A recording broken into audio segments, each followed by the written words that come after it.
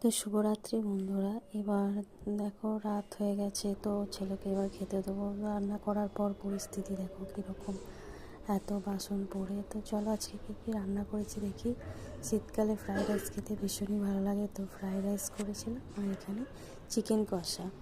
তো ছেলে তো ভীষণ ভালোবাসে, তো চলো এখন ছেলেকে খেতে দিয়ে দেবো। তার আগে দেখো বেসিনে বাসনগুলো সব পরিষ্কার করে ধুয়ে নিয়েছি, বেসিনটাও পরিষ্কার করে নিয়েছি। এবার ছেলেকে খাবার বেড়ে দেবো। তো ছেলেকে খাবার বেড়ে দিচ্ছি। ছেলে ফ্রাইড রাইস আর মা চিকেন কষা পেলে আর কিছু চায় না, ভীষণ ভালোবাসে খেতে। তো এবার ওকে খেতে দিয়ে, ওর কিছু এক্সামের প্রজেক্ট সেসব বাকি আছে, তো ওগুলো করবো। তারপরে আমরা ডিনার হবে। তো দেখো ফ্রাইড রাইস বেড়ে নিয়েছি, এবার ওকে চিকেনটা দিয়ে দেবো।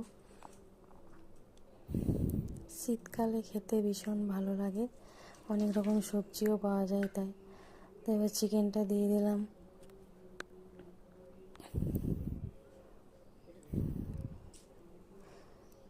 এবার খেতে দিয়ে দিয়েছি। এবার আমি এই প্রজেক্টগুলো শেষ করি, তারপরে আমরা ডিনার করবো। তো চলো এখনকার মতো এখানে, গুড নাইট সবাইকে।